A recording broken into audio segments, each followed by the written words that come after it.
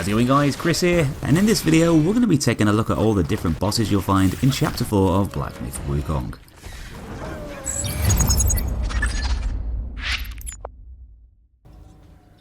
Chapter 4 takes us to a pretty creepy bug-infested realm, and the first boss you'll be met by is the second sister. One of the many daughters of the Violet Maiden, first seen after sneaking through the gates of their estate. It's definitely not your average family, with them all having the ability to transform into giant spider guais, and the second sister's gonna do just that, denying you access to the webbed hollow ahead. You'll be joined by Zhu Bajie in the fight, who's probably the main reason for the second sister's retaliation due to past events, and he's gonna get quite a lot of the flak as a result, with the giant arachnid lashing out of its scythe-like legs, slamming its body around and generally using a lot of close range attacks, as you rush in to try and deal some damage. Just scurry around the courtyard, diving in to strike from a distance, though considering she's a big spider, she's not exactly very fast, and can be quite easy to keep track of, open to getting staggered by those heavy staff attacks. You will need to watch out for the occasional poison darts and sprays she likes to hit you with, but for the most part it shouldn't really be a tough fight, despite the second sister's spider form looking quite intimidating, especially for anyone who's got arachnophobia. After dropping into the webbed hollow and exploring the area near the Verdure Bridge Shrine, you'll find a clearing, with a few treasure chests nicely scattered around waiting to be looted. But beyond this, through a load of webbed curtains, is another secluded area where our next boss is waiting for your arrival. You'll have taken on a bunch of lesser Amourworm creatures before finding this area, though the nastiest one of the lot comes in the form of the Elder Amourworm, a much bigger golden variant that's even got its own creepy face. You can expect this beefed up version to use a lot of the same sort of attacks as its smaller counterparts, though obviously with a hell of a lot more punch, being stronger and more durable than the others, but also having a few unique abilities to spice things up a bit. Aside from all the typical slamming and dive bombing attacks, throwing its hefty body weight around, the big worm can also fire out streams of sticky silk, gluing you to the floor, thus giving it a great opportunity to smash into you while you're defenseless. But that's probably not the worst of your problems, with it also prone to spraying toxic liquid all over the place, putting you into that pesky poison state, with puddles forming on the floor, temporarily limiting your movement. It's a big dopey boss that's pretty easy to hit due to its slow nature, though despite spending most of its time wriggling around trying to get up after its ground pounds, being such a poison fountain can easily wear away at your health if you're not careful. Another big bug you'll need to squash is the Centipede Guai, which you'll run into in the middle section of the webbed hollow, found in a huge muddy pit, littered with the bones of its unfortunate victims. Being another boss that loves throwing its body weight around, you can expect the vast majority of its attacks to be slam-based, leaping in with those thrashing claws, or smashing its face and body into the floor to try and flatten you nearby. Unsurprisingly, being a big centipede creature, this thing's got quite a lot of arms and legs, and although this does help to boost its general manoeuvrability, the boss often prefers to curl up into a ball and droidicker its way across the arena instead, bowling you over if you don't dive out of the way in time, while switching positions to strike you from different angles. Thankfully, these rolling attacks aren't particularly tricky to dodge, and they'll often finish with the big bug getting a bit disoriented, giving you a nice window to rush over and slap it around while it's a bit confused. You will need to be aware of a few toxic spraying attacks, though nowhere near as much as the last guy, and you're definitely best taking advantage of those heavy focus strikes, being another boss that gets staggered very easily. There is one move out of the lot that'll lightly catch you by surprise and give you a bit of a Simba moment, where the boss screams into the air, summons an absolute buttload of minions to come rolling through the area, which forces you to dodge like hell to avoid getting stampeded. Centipede Guai is definitely a cool creature to fight with, though it shouldn't pose too much of a challenge for most, having fairly readable attacks along with big windows of vulnerability in between them. So Black Myth Wukong's got some pretty wacky boss encounters, but not many of them get as weird as our next one, where we'll basically be fighting a hand that's dangling down from above, found along a narrow passageway just past the Cliff of Oblivion Shrine. The Buddha's right hand is an unusual boss battle that plays out in a very different way to most of the others, as you'll mainly be spending your time jumping out of the way of it, while it swings around and tries to slap you into submission, often smacking the walls, causing rocks to come plummeting down on your head. Some of its attacks can hit you over range, being able to fire rapid projectiles and shockwaves at you, while the hand retreats to one of the corridor's ends. And despite the battle taking place in such a confined area, the boss can still be an awkward thing to actually hit at times, due to it constantly waving around and repositioning, making Immobilized a really effective tool to keep it still. Though roughly about halfway through the fight, the creature's true form will be revealed, with that swinging hand actually being the boss's tail, attached to a freaky demon cicada. that spews out poisonous gunk, imminently filling the passageways up with deadly chemicals, forcing you to run for your life. The second stage of this fight is sort of similar to the first one, with you still having to dive out of the way of the creature's swinging attacks, though with its orientation being flipped around, you'll now be fighting the monster's body rather than its tail. So at least you've got a bigger target to actually hit with some combos, with the creature also being less manoeuvrable in this position too. Chapter 4 is also home to arguably the toughest Loong boss fight in the game, but you'll need to beat all of the other ones first, and then you'll need to actually find him too, being hidden down an alternate path. You'll need to turn left after defeating the Buddha's right hand, right along an old rickety rope bridge, and then just basically follow the route to the end, where we'll find Yellow Loong standing at the side of a cliff, preparing to put you through a world of pain. He's not exactly much to look at, especially considering you've spent a lot of your time so far beating up giant beasts and malevolent creatures, though this guy and his sparky glaive actually puts most of them to shame, dashing around with powerful spinning combos, with most of his lightning infused attacks dishing out tons of damage per hit. His melee attacks can be awkward to read and devastating when they connect, though the more of that health you whittle down, the more brutal the fight's gonna get, as he'll incorporate a new move into the mix where he'll float up into the air and relentlessly dive bomb you over and over and over, and just when you think he's done, he's gonna go and do it again, just to wind you up. With these flying strikes being awkwardly staggered and varied, this also makes them very tricky to dodge, with the whole flurry ripping through your health if you get your timing wrong, potentially ending the fight there and then. But of course, Yellow Loong gets more aggressive as the fight rages on, so although it might seem like a good idea to bombard him with spells and abilities right near the start, it might actually be a better tactic to hold on for a bit, and use them when he decides to shift into top gear, a little bit later on. He's got a lot of cruel tricks up his sleeve, using those dashing strikes, electricity fields, and even counter attacks, and you'll really need to study his attack patterns if you want any chance of defeating him. It's definitely worth the effort though, as you'll gain his really powerful transformation skill, a few important weapon craftables, and most of all, the bragging rights. Big sigh of relief now, as our next boss is nowhere near as savage as the last one. You'll find Baw-Li-Guhh-Baw along the main story path, in an area above the lower hollow shrine, which you can get to by squeezing through a wall gap in a nearby room, and following the route to the left hand side. This is going to lead you to the domain of another angry frog, though don't just write this guy off as another basic copycat of the others, as although they've all got their own unique elemental abilities, this one definitely takes the cake when it comes to being the strangest. Baw-Li-Guhh-Baw tends to strike with all the typical frog boss moves, using all those arm swipes, kicks, pounces and belly slams, though being the poison infused variant, he also likes to shower toxic rain on you from above, and flood the area in deadly green liquid, constantly eroding your health, putting you in that poison state. This all might seem fairly run-of-the-mill so far, but things start to get a lot more bizarre when the frog's tongue comes out to attack, as you'll quickly notice that it's not a tongue at all. It's actually another long arm with a hand at the end, meaning the Buddha's left hand just so happens to be in Baw-Li-Guhh-Baw's gob. This tongue hand can be lashed around and shot forwards to punch you over range, even able to fire projectiles at you from a distance, kinda like what the right hand did. And if you're unfortunate enough to get grabbed up close, well, you can say bye-bye to most of your health, instantly finishing you off if you happen to be quite low. You'll spend a lot of this fight avoiding toxic puddles and dodging that tongue, but beating the boss will give you the second Buddha hand to craft a new gourd, though I'd definitely advise stocking up on some anti-miasma powder before you tackle it.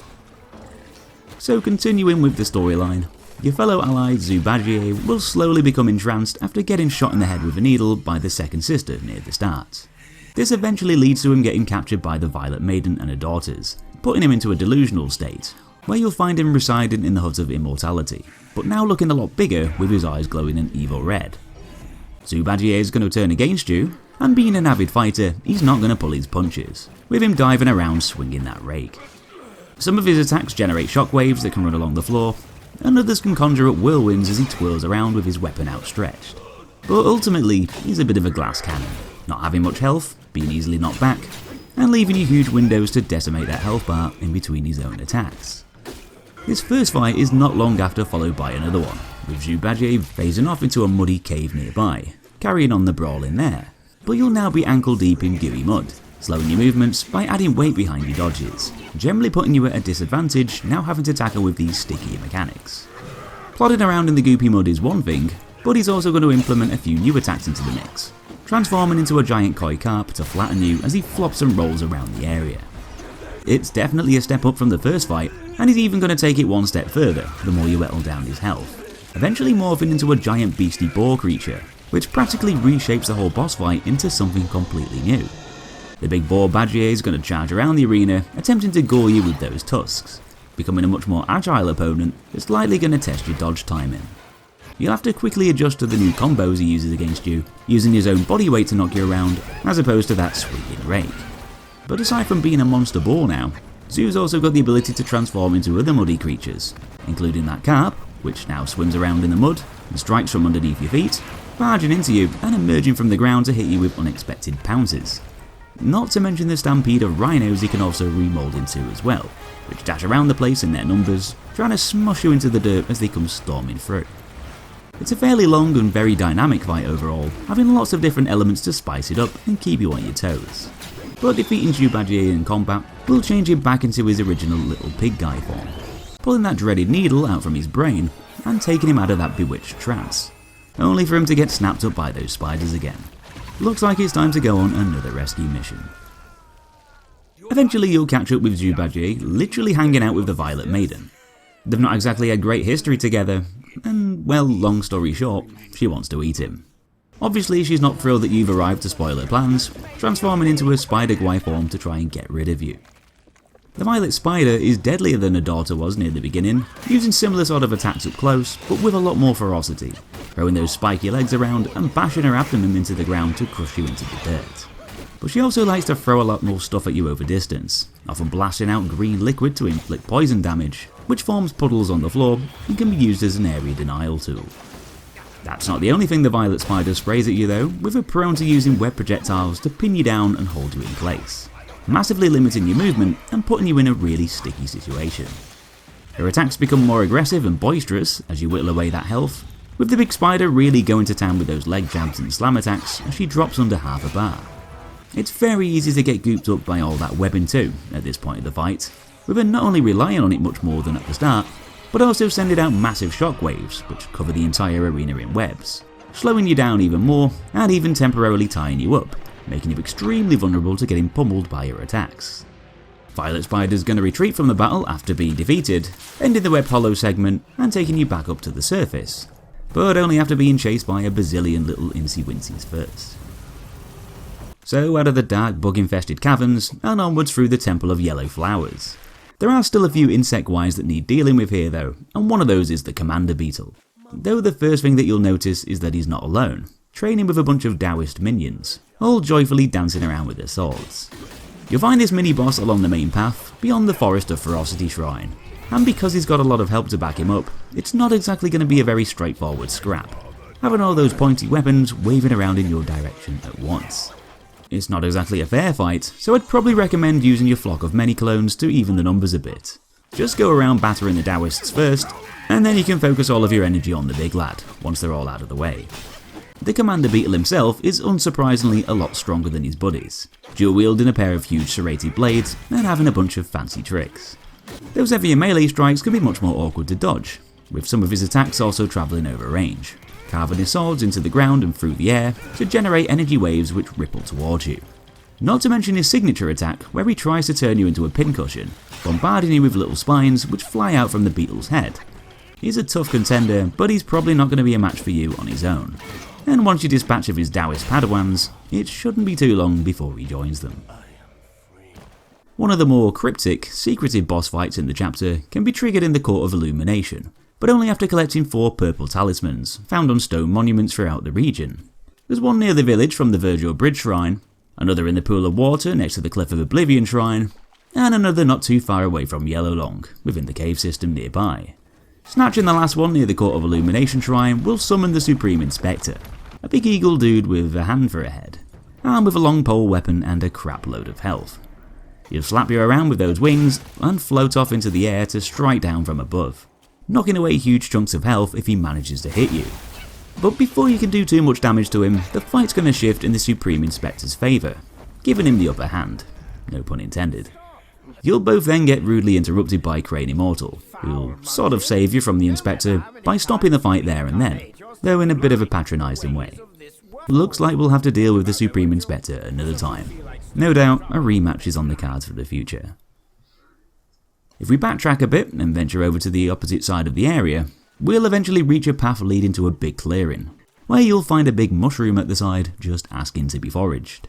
This turns out to be another creature, who's not very happy that you tried to pull his head off. Though this isn't just some bog standard scythe swinging fungiling, it's actually a much more powerful boss variant called the Fungiwoman, armed with a big magical staff, along with a few new moves to complement it. With that said, you should expect this encounter to play out in a similar way to the others, with the creature using familiar combat tactics, waving that melee weapon around and floating off into the air using its plant-like veil. Though you should also expect it to be a lot more toxic, as one thing the Fungiwoman doesn't shy away from is her poison abilities, sending out projectiles that'll hunt you down and leaving gas clouds behind as she moves around. Not very ladylike. It's very easy to succumb to the poison's effects if you're not being vigilant, but otherwise this fight's probably not going to be too taxing to win. The Venom Daoist is actually someone you can find fairly early on in the chapter, past the pool of shattered jade shrine in the Webbed Hollow, just before dropping down the wooden ledges to reach the Verdure Bridge. As soon as you wander into the area, you'll find a massive mysterious cocoon swinging around in the centre, and because the Destined One loves to whack everything he comes across, it'd be a missed opportunity to not slap this thing around too. Well, you're obviously going to wind up the beast chilling out inside that cocoon, which just so happens to be the Venom Daoist, a beefy bug dude covered in arms, who wields a pair of razor-sharp swords. He's a pretty agile guy for his size, having a few different leaping strikes and quick dash attacks, brandishing those swords using deadly combos. Though unlike practically everything else in the chapter, the Venom Daoist, ironically, isn't actually venomous. He might look a bit menacing, but he's also surprisingly weak, and throughout the battle, you'll actually knock off a couple of his arms, eventually causing him to panic and rush off to recover after being defeated. Fast forward a bit to where we took on the Fungiwoman. Along the path back to the central area, you might notice a secret route forking to the right, and if you make your way down a steep slope to the bottom, you'll find a huge empty room, looking like a very opportune place for a big boss brawl. It's here where the Venom Daoist makes his bold return. He might not have grown his arms back, but he's at least grown the balls to take you on again. He wants a bit of revenge for the trouble you caused him the first time, and he'll try and get it using the same sort of fighting tactics he used before, making him somewhat predictable, if not slightly angrier this time around. He's just as much of a pushover as before, and although he can technically cause you a lot of hurt if you let him, he's no comparison to the other bosses you'll have faced, and can be easily destroyed without too much hassle. That's up until you've torn all of his little back arms off, as by his own admission, those limbs were pretty useless, and were probably holding him back from his full potential. Of course, that full potential is realised in the second phase of this fight, where we'll regain all of that health back and force you to start again from scratch, only now having much deadlier attacks, throwing a bunch of new, rapid moves into the mix, zipping around the place with much more tenacity. Now he's finally starting to take the fight a bit more seriously, and you'll be put under more pressure here, especially if you've already been softened up a bit in that first round. Though the Venom Daoist can still be overwhelmed by your spells and abilities, with him also having long wind-up times in between those rapid blade flurries. He's definitely worth beating though, as he'll open up a whole new area with more bosses to discover, magically painting a picture on a nearby wall as he dies, which you can go over and interact with, to venture off to another realm called the Purple Cloud Mountain. You might wish you'd never discovered Purple Cloud Mountain though, with it also being home to a boss that might just cause your hair to fall out. One of the most stress-inducing fights of the chapter, and arguably one of the toughest in the whole game. Just beyond the bounds of Deity's Abode Shrine, on the right side of the first big area, you'll find a little house with a slightly drunk Scorpion man slouching around on its top. This is the Scorpionlord, and he's willing to let you pass through the area. Old habits die hard though, and with the Destined One being determined to whack everything in his path, like a petulant kid with a stick, destroying the pots of alcohol sat in the Scorpionlord's domain is sure to rile him up and cause him to become hostile, which is a pretty fair reaction. You've probably ruined the poor bugger's Saturday night plans. The Scorpionlord is going to try and make you regret your actions, and he's definitely not messing around, being an extremely powerful, agile and relentless boss that leaves you barely any room for errors. His thrashing venomous tail will violently swing around and jab forwards to deal stupid amounts of damage, and his constant diving around to retreat and close in makes him a pretty tough target to actually pin down, sort of like Tiger Vanguard from Chapter 2, only on steroids.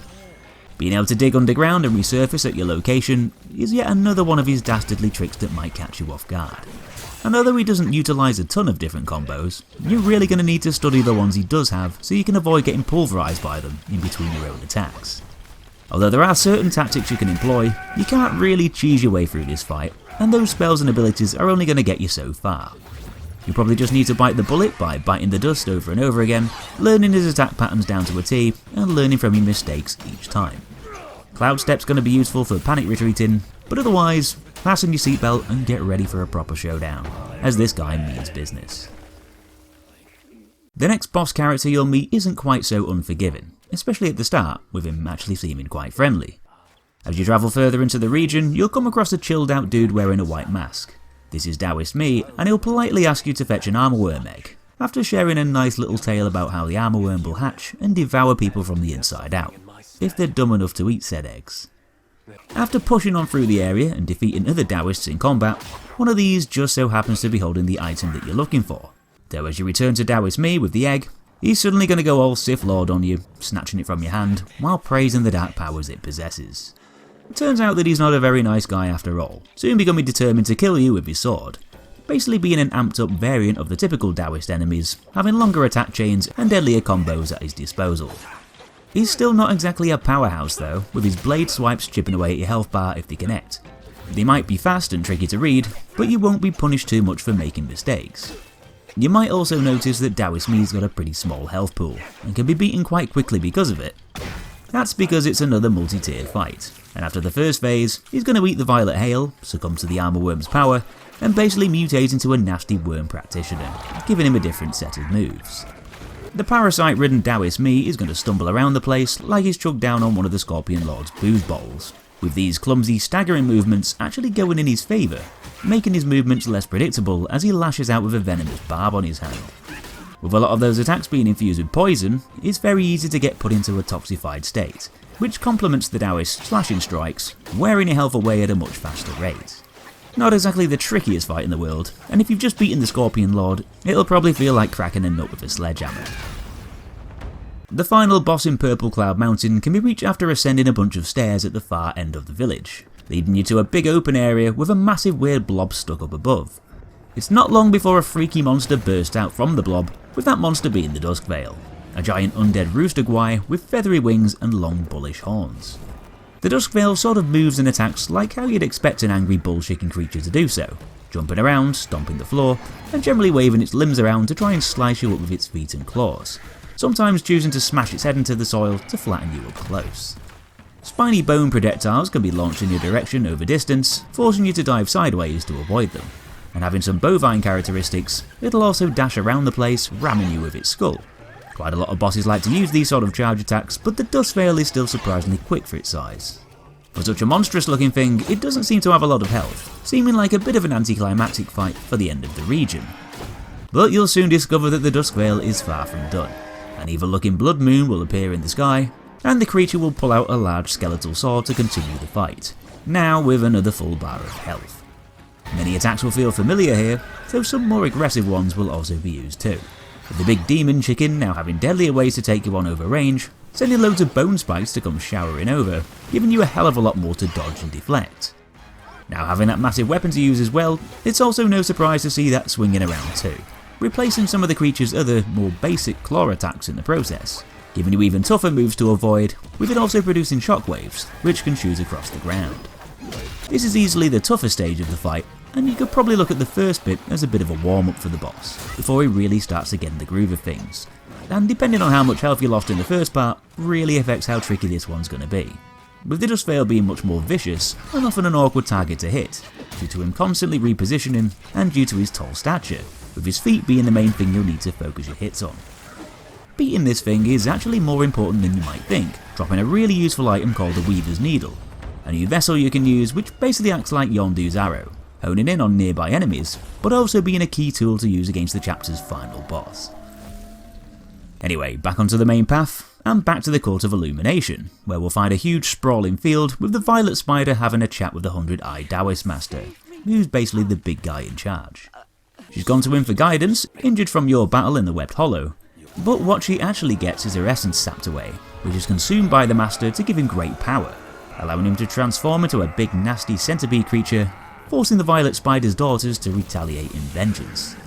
This kicks off a huge fight between them all, giving you a nice opening to rush in and attack the Daoist Master while you're backed up by all those giant spider girls. But unfortunately, there's still no match for his power, with them all being batted off like flies before they can really do much damage towards him. They'll fall down one by one, just leaving the both of you to fight it out between yourselves, with the 100-Eye Daoist Master being a true force to be reckoned with, which is pretty typical being the last boss of the chapter. You can expect this to be a very hectic and fairly challenging battle overall, with them having loads of different ways to strike from various different ranges, also being a bit of a slippery boss that can be awkward to sustain damage against. Aside from using lots of stomp attacks and blade slashes, the Daoist also uses a few floating talismans, which generate electrical strikes over distance, powering up his regular attacks with energy too. Quite a lot of his moves are infused with lightning and poison damage, and obviously these can both apply status effects to complicate the fight even further. Burrowing underground is another thing he likes to do to try and catch you out, but for the most part you'll mainly be dodging all those shockwaves and energy projectiles, while slowly chipping away at that hefty health pool. But towards the latter end of the battle, the 100-Eye Daoist is going to step it up a notch by swallowing his sword and channeling all of his power to use golden light, causing yellow mist to spread around the area with loads of eyes forming all over the sky. This is where the boss is at his most dangerous, as he might have forgotten his weapon, but he'll now rely much more on his heightened power, being far more aggressive than before, leaving you barely any time to strike in between attacks that are tricky to avoid. And just to make your life even harder here, this curse also cuts your stamina bar right the way down too.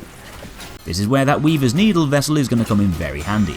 lifting his golden light curse, thus making the last part of the fight much more even. With that said, he's still going to be a bit of a handful, having brutal attacks that can still finish you off if you get too complacent, though defeating the boss will finish the chapter and let you continue onwards to the next region. So that's it for this one guys, hope you enjoyed the video. Please give it a thumbs up if you did, and if you want to see the other chapter's bosses in Black Myth Wukong, then make sure you check out the playlist on my channel. Thanks for watching folks, and I'll be seeing you in that next one.